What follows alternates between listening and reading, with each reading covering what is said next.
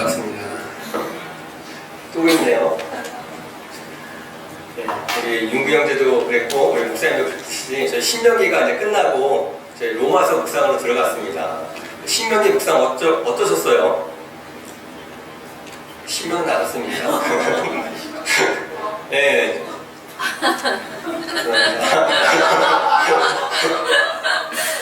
저도 이 중국 지체들과 중국 어부들과 매일은 아니지만 매주 한 번씩 이렇게 만나면서 어쨌든 이렇게 처음으로 한국 전체를 이렇게 같이 묵상하고 공부한 것 같아요. 그래서 저에겐 참 풍성했고 그러니까 말 그대로 신명나는 신명기였습니다. 네.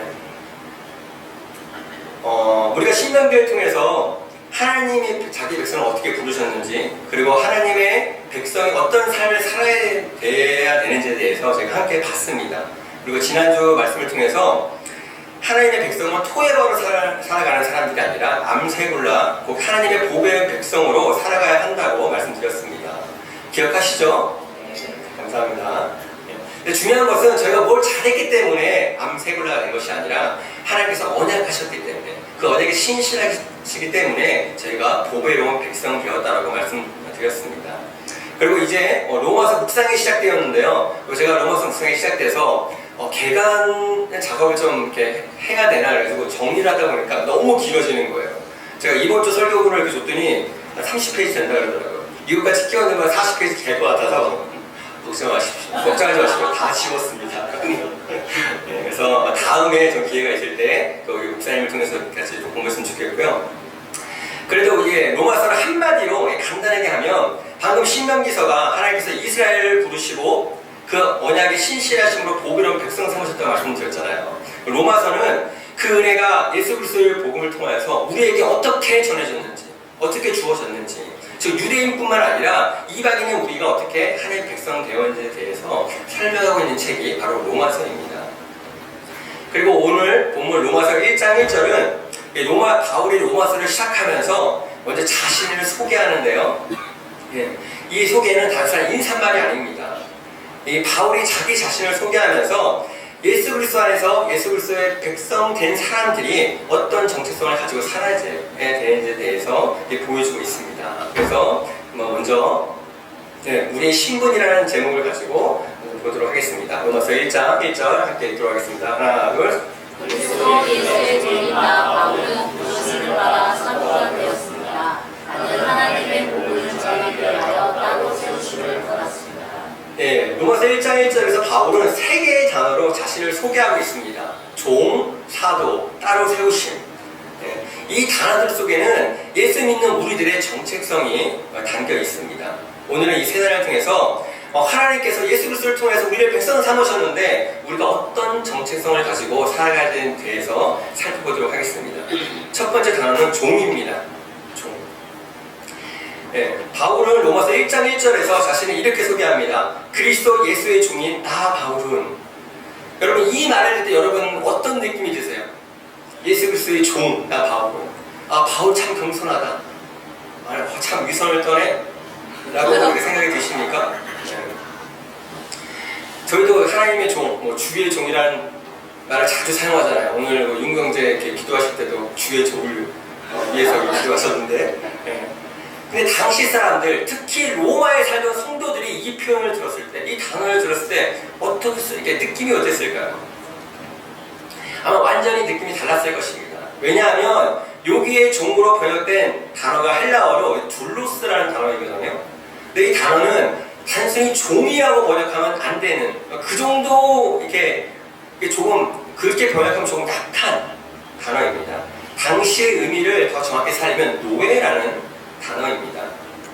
그리고 그 당시 노예는 단순히 누군가를 도와주는 그런 정도 사람이 아니라 마치 짐승처럼 취급받던 사람들이 바로 이 둘로스, 이 노예였습니다.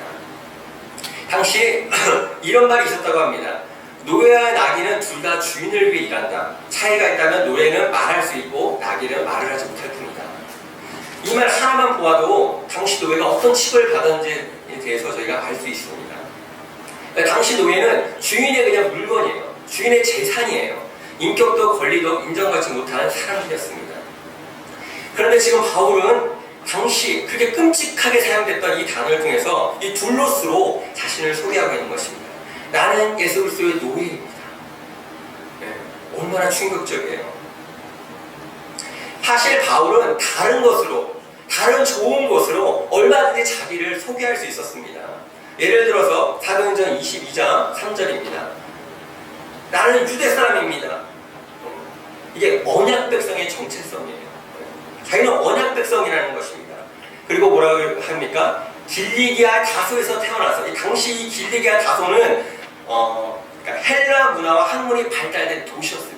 그러니까 나는 어떤 이름 모르는 시골 출신이 아니라 이 도시에서 로마 문화권 가운데, 헬라 문화권 가운데 태어난 자라고 얘기하고 있는 것입니다. 또한 예루살렘에서 태어났습니다. 혈통적으로만 유대인 것이 아니라 성전과 율법의 중심 도시에서 그 율법을 배우면서 자라났다는 것입니다. 그리고 또 뭐라고 얘기했습니까? 가말리알 선생의 문화에서 율법을 배웠다고 얘기하고 있습니다. 당시 최고 수준의 율법을 배웠다는 것입니다. 가말리엘은 당시 유대사에서 굉장한 유명한 율법 학자였습니다. 많은 사람들이 그에게 배우고 싶어 했지만 아무나 그의 제자가 될 수 없었습니다. 근데 바울은 바로 그 가말리엘 그 선생의 문화에서 배운 사람이었던 것이죠. 지금으로 말하면 엄청난 배경과 엄청난 학벌을 가진 사람이 바로 바울이었습니다. 사실 바울이 자기를 소개하려고 그러면 이렇게 할 수 있는 것이죠. 나는 가말리엘 문화에서 배운 사람입니다. 나의 학벌은 이 정도입니다. 나의 배경은 이 정도입니다. 라고 소개할 수 있는 것입니다. 이렇게 소개하면 이 로마 교회 사람들이 얼마나 쉽게 이 바울이 보통 사람이 아니네 하고 받아들였을 거잖아요. 근데 바울은 그런 것으로, 그런 표현으로 자기를 소개하지 않습니다. 오히려 이렇게 소개합니다. 나는 예수 그리스도의 노예입니다. 그럼 반대로 한번 생각해 보세요. 로마 교회 성도들이 이 편지를 처음 받고 이 소개를 처음 봤을 때 어떤 느낌이 들었을 것 같습니까? 아마 지금 로마 교회 성도들은 대부분 아직 바울을 만나보지 못한 상황이에요. 몇몇은 이렇게 바울을 만나봤지만 대부분이 아직 만나보지 못한 상황입니다. 아마 이름은 들었을 것 같습니다. 근데 그런 사람이 갑자기 편지를 보내서 자기를 노예라고 소개하고 있는 것입니다. 그 사람들 이 생각, 이 개념에는 노예가 어떤 존재인지에 대해서 너무나 잘 알고 있잖아요. 좀 당황스러웠을 것 같아요. 그런데 바울은 왜 굳이 이 단어, 이 둘로스라는 단어로 자신을 소개했을까요? 단순히 겸손해 보이려고, 아니면 가시를 떨리고 이 단어를 사용했을까요? 그런데 우리가 성경을 보다 보면 바울보다 먼저 자기 자신을 낮춘 분이 계시다는 것을 우리가 발견할 수 있습니다. 누구입니까? 바로 예수님입니다. 빌립보서 2장 6절에서 8절 말씀이죠.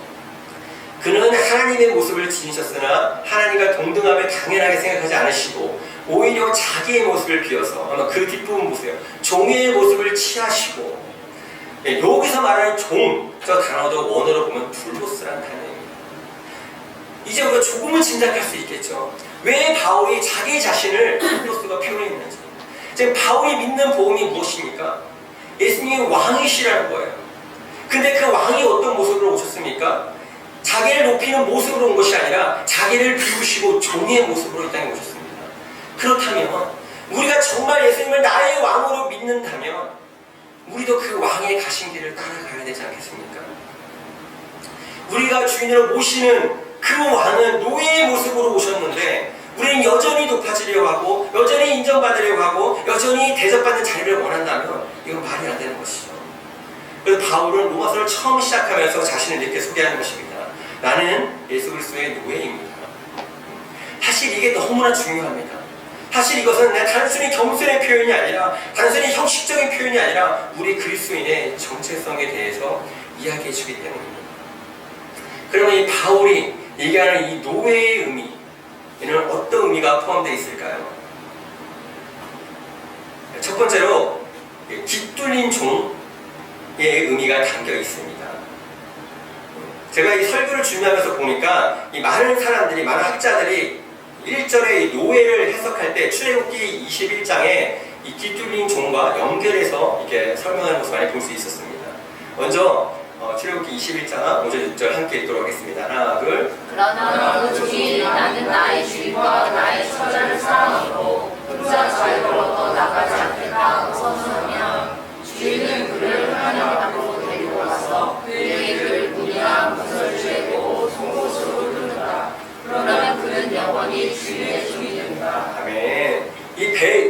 말씀의 배경이 무엇입니까? 당시 노예는 팔려가면 인권과 권리를 빼앗긴 채 마치 짐승처럼 살아야 됐습니다. 그런데 이들에게도 한 가지 희망이 있었어요. 그것은 영원히 노예로 살지 않아도 된다는 것입니다. 출애굽기 21장 2절에서 이렇게 보면 이렇게 얘기하거든요. 너희가 히브리 종을 사면 그는 6해 동안 종살이를 해야 하고 7해가 되면 아무런 몸값을 내지 않고서도 자기의 몸이 된다. 이 노예들에게 이것이 얼마나 큰 희망이었겠습니까? 비록 지금 나는 노예로 팔려와서 이렇게 인권도 없이 권리도 없이 짐승처럼 살아가고 있지만 이 시간이 끝나면 자유를 얻을 수 있다. 아마 그들은 이 소망을 가지고 그 시간을 견뎠을 것입니다. 그리고 드디어 시간이 지나서 자유의 몸이 될 수 있는 그 날이 다가왔습니다. 그런데 어떤 종은 이해하기 어려운 선택을 하는 거예요. 자유인이 될 수 있는 권리를 포기하고 계속해서 주인은 종으로 살겠다고 결정한 것입니다. 그리고 주인은 그 종을 데려다가 물이나 무설주에 데려와서 송곳으로 길을 뚫습니다. 그러면 그 종은 그 순간부터 평생 그 주인을 섬기는 사람이 되는 것입니다. 이것이 바로 깃 뚫린 종을 의미하는 것입니다. 네. 그러니까요, 내가 자유를 얻을 수 있는 권리가 있었지만 그 자유를 내 마음대로 사용하는 것이 아니라 다시 주인에게 드리겠다는 것이 바로 깃 뚫린 종의 의미라는 것입니다. 제가 이것을 묵상하면서 한번 생각해 봤거든요. 한 종이 이런 결정을 내린 거예요. 나는 자유인이 되지 않고 계속 주인의 종으로 살아가겠다. 그리고 이제 종이 주인 앞에 섰습니다. 그리고 이제 곧 그의 귀가 뚫리게 될 것입니다. 이때 이 종의 표정이 어땠을까요? 분노와 억울함으로 가득 찬 표정이었을까요? 억지로 끌려와서 눌리고 짓밟힌 표정이었을까요? 아마 그렇지 않았을 것입니다. 얼마나 그 주인의 은혜가 컸으면 이 자유를 얻을 수 있는 자리에서 다시 종이 되겠다고 결정했겠습니까? 아마 그의 눈에는 감사와 감격의 눈물이 맺혔을 것입니다. 그리고 제가 이것을 묵상하면서 깨닫게 된 것이 이 깃 뚫린 종 안에는 두 가지 의미가 담겨 있다는 것입니다. 첫 번째가 바로 감격입니다. 감격. 저희가 계속 나누고 있잖아요. 자유를 얻을 수 있었어요. 이제 주인을 떠나서 자기 인생을 살 수 있었습니다. 그런데도 다시 주인의 곁에 있겠다라고 결정하는 것입니다. 왜 그랬습니까? 주인이 평소에 그를 얼마나 아끼고 얼마나 잘해주고 얼마나 사랑해주었으면 그런 결정을 했겠습니까? 사실 그럼에도 불구하고 쉬운 결정은 아니잖아요. 주인이 나를 너무나 사랑해줘도 여전히 노예는 노예예요. 그럼에도 불구하고 이 주인의 은혜에 대한 감격이 얼마나 컸으면 자유를 포기하고 다시 종이 되겠다고 결정했습니까? 그래서 이 깃 뚫린 종의 의미 안에는 이 주인의 은혜에 대한 감사와 감격이 담겨 있다는 것입니다. 그래서 바울이 오늘 본문에서 나는 예수 그리스도의 종입니다라고 얘기할 때 이 말에는 예수님의 은혜에 대한 바울의 눈물과 감격이 담겨 있다는 것입니다. 바울에게는 저희가 봤지만 자랑할 만한 학벌이 있었습니다. 세상이 인정할 만한 배경이 있었습니다. 하지만 바울에게 그런 것들은 중요하지 않았습니다. 내가 은혜를 입었다. 나는 은혜를 입은 종이다. 바울에게는 이게 감격이 있었던 것입니다.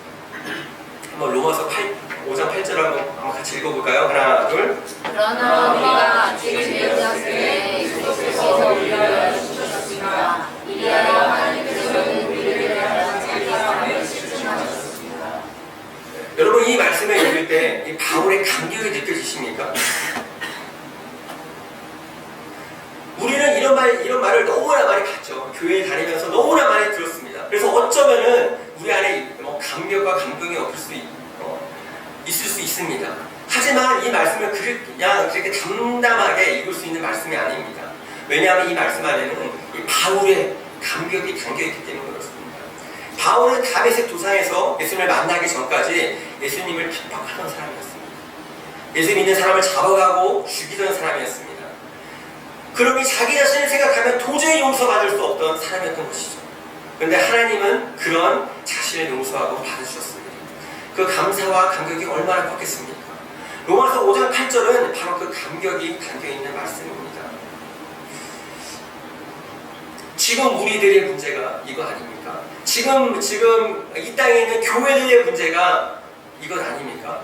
이 복음에 대한 감격, 이 은혜에 대한 감격을 잃어버렸습니다. 교회에 다니면서 너무나 많이 들었기 때문에 마음이 묻어져 있습니다. 그래서 예배의 자리에 나와 있지만 감동되지 않고 감격되지 않고 형식만이 남아 있습니다. 5장 8절을 읽지만 여전히 이론에 불과합니다. 감동도 없고 감격이 없습니다. 그 결과가 어떻습니까? 이 땅 가운데 교회가 얼마나 많이 있습니까? 그리스도인들이 얼마나 많이 있습니까? 하지만 변화가 없습니다. 여전히 서로 미워하고 다투고 다른 사람을 힘으로 누리려 하고 세상의 가치관에 따라 살아갑니다. 종이 되기를 원치 않습니다. 여전히 높은 자리에 앉고 싶어하고 섬김을 받고 싶어합니다. 왜 그렇습니까? 이 복음의 감격을 잃어버렸기 때문에 그렇습니다. 우리도 한번 자기 자신을 돌아봐야 할 것입니다. 이것이 나의 모습이 아닌가? 나에게는 이 복음에 대한 감격이 여전히 이 복음만 생각하면, 하나님의 은혜만 생각하면 감격이 되고 눈물이 있는가? 아니면 예수님을 믿는다고 얘기하지만 여전히 세상의 가치관을 따라서 살아가고 있지는 않은가? 여러분, 이론으로 우리가 변하지 않습니다.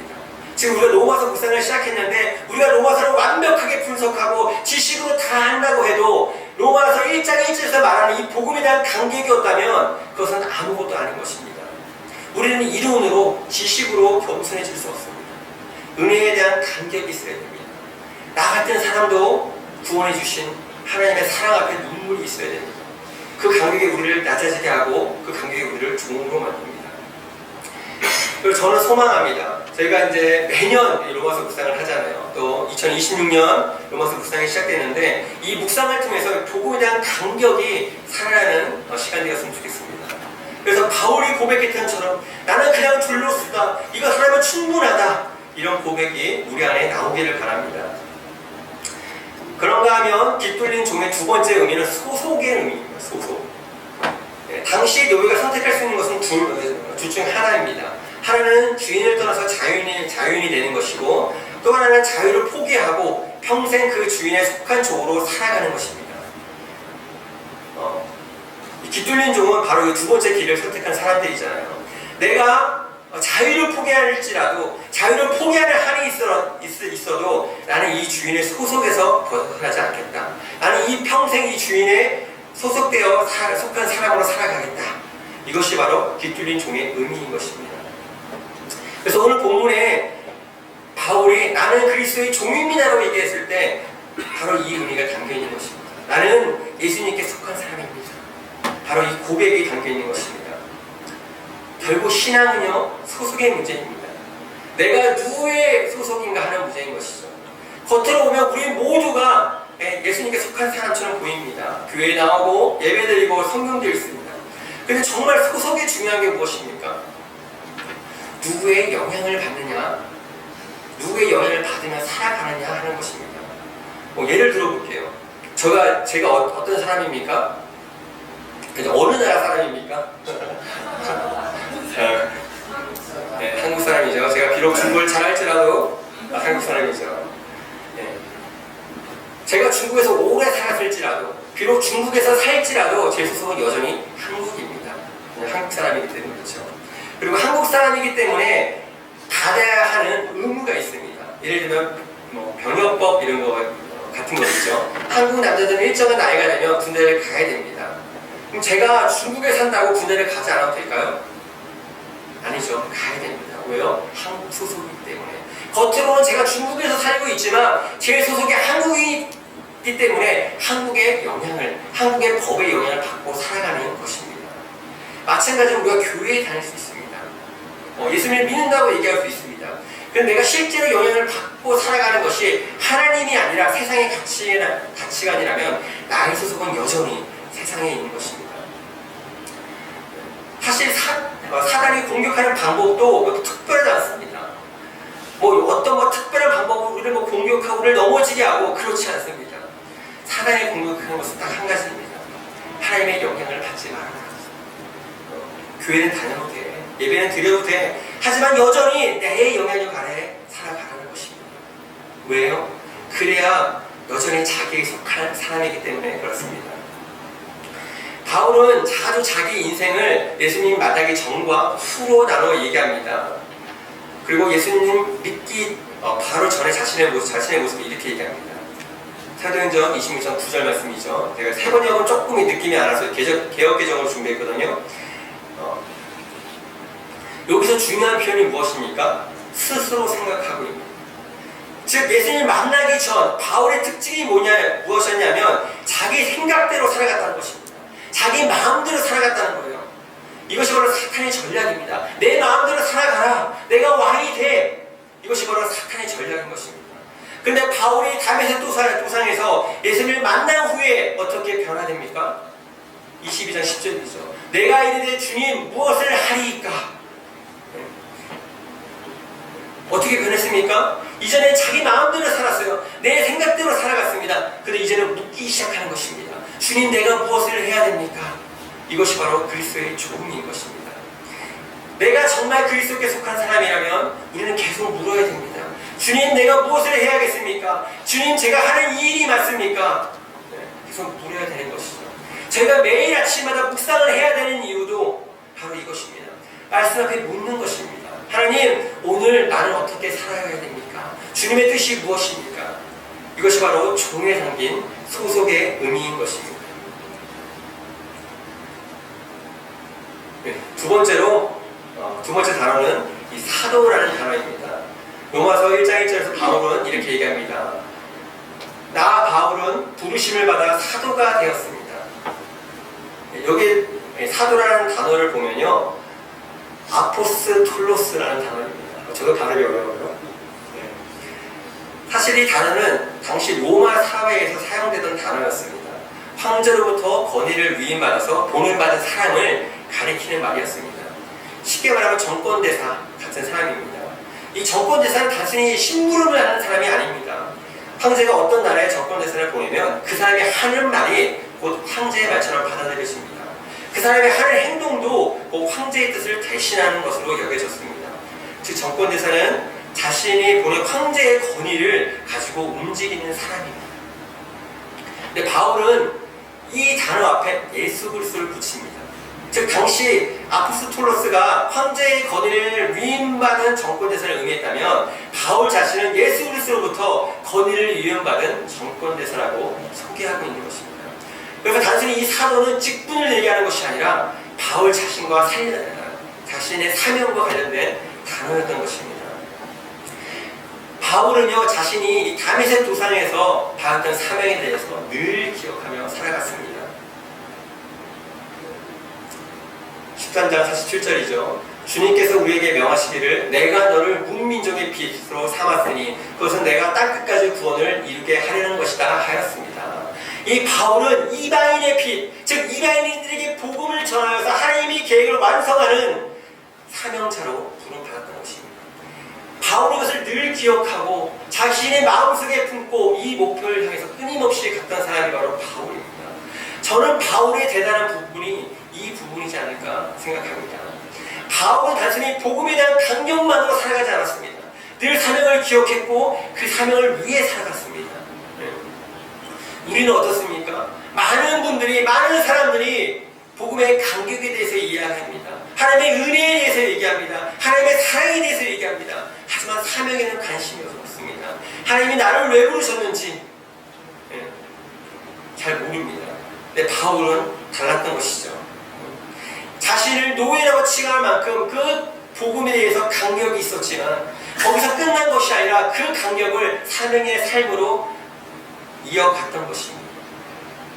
그런데 어떻게 그것이 가능했을까요? 바울은 어떻게 늘 사명을 기억하며 살아갈 수 있었을까요? 혹시 이분 아세요? 플로렌스 체드윅이라는 분을 아십니까? 딱 봐도 수영하시는 분 같죠? 1951년 여성 최초로 영국 해역을 왕복으로 헤엄쳐 건넌 사람이었습니다. 이미 대단하죠? 그런데 그녀는 그 다음에 또 다른 도전을 합니다. 미국 캘리포니아 카탈리아 섬에서 롱비치까지 헤엄쳐서 건너는 도전이었습니다. 약 35km 정도 된다고 해요. 쉬지 않고 헤엄치면 한 16시간 정도가 걸린다고 합니다. 많은 사람들이 관심을 가졌습니다. 과연 성공할 수 있을 것인가? 이 체드윅은 카탈리나 섬에서 출발했고 약 15시간 정도 헤엄을 쳤습니다. 근데 문제가 생겼습니다. 짙은 안개가 끼기 시작하는 거예요. 앞이 전혀 보이지 않았습니다. 결국 그는 눈물을 머금고 포기한 채 배에 올랐습니다. 근데 얼마 지나지 않아 그는 크게 후회할 수밖에 없었습니다. 왜냐하면 목표 지점인 농비치가 불과 800m 앞에 있었기 때문입니다. 한번 생각해 보세요. 얼마나 원통했을까요? 이 800m, 그 긴 35km를 달려갔는데 800m를 남겨두고 포기한 거잖아요. 기자들이 물었다고 합니다. 왜 실패했다고 생각하십니까? 체력은 이렇게 대답했다고 합니다. 추위 때문도 아니고 피곤해서도 아닙니다. 안개 때문에 실패했습니다. 그리고 이렇게 덧붙였다고 합니다. 더 정확히 얘기하면 목표를 볼 수 없기 때문에 실패했습니다. 그리고 2달 뒤 그는 다시 도전합니다. 공교롭게도 그날은 안개가 더 짙었고 물도 더 차가웠습니다. 하지만 이번엔 끝까지 포기하지 않고 결국 목표 지점에 도착했습니다. 기자들이 다시 물었습니다. 이번에는 어떻게 성공할 수 있었습니까? 최대근 이렇게 대답했습니다. 이번에는 제 마음속으로 목표 지점을 보고 있었기 때문입니다. 이 이야기의 핵심이 무엇입니까? 목표가 있느냐 없느냐, 그 목표를 보고 있느냐가 중요한 것입니다. 목표를 보지 못했을 때는 환경 가운데 포기할 수밖에 없는데 그 목표를 마음에 그리고 있고 그 목표를 보고 있기 때문에 환경이 어떠하든지 환경이 나쁠지라도 그것을 이겨낼 수 있었다는 것입니다. 사실 바울의 인생도 어떻게 보면 안개 같은 인생이었습니다. 앞에 보이지 않는 인생이었습니다. 하지만 바울에게는 이 마음속으로 보고 있는, 영적인 눈으로 보고 있는 이 목표가 있었습니다. 단순히 육체의 눈으로 보는 것이 아니라 영의 눈으로 하나님이 주신 비전, 하나님이 주신 계획에 대해서 정확히 보고 있었습니다. 바울은 이것을 보고 있었기 때문에 포기하지 않을 수 있었던 것입니다. 바울이 이렇게 고백하잖아요. 형제자매 여러분, 나는 아직 그것을 붙들었다고 생각하지 않습니다. 내가 하는 일은 오직 한 가지, 뒤에 있는 것을 잃어버리고 앞에 있는 것을 향하여 몸을 내밀면서 그리스도 예수 안에서 하나님께서 위로부터 부르신 그 부르심의 상을 받으려고 목표점을 바라보고 달려가고 있습니다. 이 바울은 분명히 보는 목표점이 있었어요. 하나님의 계획에 대해서 알고 있었습니다. 하나님 나라에 대해서, 하나님 나라의 완성에 대해서 마음속에 깊게 품고 있었던 것입니다. 그래서 그의 삶이 아무리 악에 같을지라도, 아무리 어려울지라도, 아무리 고통스러울지라도 능히 이겨낼 수 있었던 것입니다. 저도 이번 주를 이렇게 보내면서 굉장히 마음이 고통스러웠습니다. 지금 이 대한민국 사회에서 일어난 일들을 보면서 마음이 너무나 어려웠어요. 그러니까 이 사회를 보고 저를 보니까 저가 너무 작은 거예요. 이게 이 사회를 사역할 수 있는 그 부족함이 너무 느껴지는 거예요. 그래서 제가 몇 번이나 우리 사역 그만해야 되는 거 아니야? 라고 실제로 여러 번 얘기했습니다. 네, 무섭고 어떻게 될지 모르겠는 것입니다. 그럼에도 불구하고 이 세상이 이런 세상일지라도 다시 일어날 수 있는 것, 다시 일어나서 이 사역의 길을 달려갈 수 있는 것, 바로 이 목표점이 있기 때문에 아닙니까? 네. 이것이 바로 사명의 삶인 것입니다. 이 목표점을 우리 마음에 그리기를 바랍니다. 복음의 간격이 중요합니다. 하지만 거기서 끝나면 안 됩니다. 사명의 삶으로 나가야 됩니다. 그리고 사명의 삶을 살기 위해선 이 목표 지점을 아는 것이 중요합니다. 이게 없으면 흔들리는 거예요. 그래서 우리는 하나님 나라를 안다. 저희 교회에서 매주마다 외치는 이유가 바로 이것입니다. 지금 하나님이 무엇을 하고 계신지, 역사가 어디를 향해 가고 있는지, 그래서 하나님 나라가 어떻게 이루어질 것인지에 대해서 계속 우리는 알아야 됩니다. 그리고 그 목표점을 우리 마음속에 그려 넣어야 되는 것입니다. 사실 로마서가 이 계획에 대해서 너무나 잘 설명하고 있어요. 네. 우리가 로마서를 그냥 보는 것이 아니라 이 로마서를 보면서 이 하나님의 계획에 대해서, 하나님의 큰 그림에 대해서 그려지는 시간이 됐으면 좋겠습니다. 그래서 우리의 좀 가슴이 뛰는 시간이 되었으면 좋겠습니다. 우리의 가슴이 뛰어서 그 목표를 향해서 내가 달려가지 않고서는 버티지 못하는, 내 환경이 어떨지라도, 지금 이 사회가 어떨지라도 내가 이 목표가 있기 때문에, 이 가슴이 뛰기 때문에 달려갈 수 있는 우리가 되기를 원합니다. 네, 마지막으로 한 가지 이야기만 하고 마무리하고자 합니다. 네, 공자가 한 말 가운데 유명한 말이 있습니다. 군군 신신 부부 자자. 말입니다. 이게 무슨 말이냐면 임금은 임금답고 신하는 신하답고 아버지는 아버지답고 자식은 자식다워야 한다는 말입니다. 이 제나라 경공이 이 공자에게 정치가 무엇인가 물었을 때 공자가 이렇게 대답한 것입니다. 이렇게 대답하고 나니까 경공이 이렇게 대답합니다. 맞습니다. 만약 임금이 임금답지 않고 신하가 신하답지 않고 아버지가 아버지답지 않고 자식이 자식답지 않으면 비록 곡식이 있다 한들 내가 어찌 그것을 먹을 수 있겠습니까? 무슨 말입니까? 각자가 자기 자리를 잃으면 그 나라는 제대로 세워질 수 없다는 것입니다. 아무리 먹을 것이 있어도 그 나라는 평안할 수 없다는 것입니다. 우리는 여기다가 하나를 더 추가해야 되지 않겠습니까? 바로 도도입니다. 이게 중국어로 하면 느낌이 오는데 한국어로 하면 느낌이 잘 안 와요. 네, 중국어로 그리스인을 기독도라고 얘기해요. 기독도. 네. 이게 찌도 두 이렇게 얘기하거든요. 네. 마지막 글자가 도입니다. 즉 그리스인은 그리스인답게 살아가야 한다는 것이죠. 우리가 예수 그리스도의 종이라고 말하면서 종답게 살지 않고 하나님에게 속한 사람이라 말하면서 하나님께 속한 사람처럼 살지 않고 하나님 나라에 보냄받은 사람이라고 말하면서 그 사는 대로 살아가지 않는다면 우리의 삶 가운데 하나님 나라가 세워질 수 없다는 것입니다. 그래서 우리는 그리스도인다워야 됩니다. 그리스도인은 그리스도인다워야 됩니다. 나는 하나님의 종이다. 나는 하나님께 속한 사람이다. 나는 하나님 나라를 위해 보냄받은 사람이다. 나는 이런 사명이 있는 사람이다. 이런 정체성을 붙들고 우리 살아가는 저와 여러분들이 되길 원합니다. 아멘.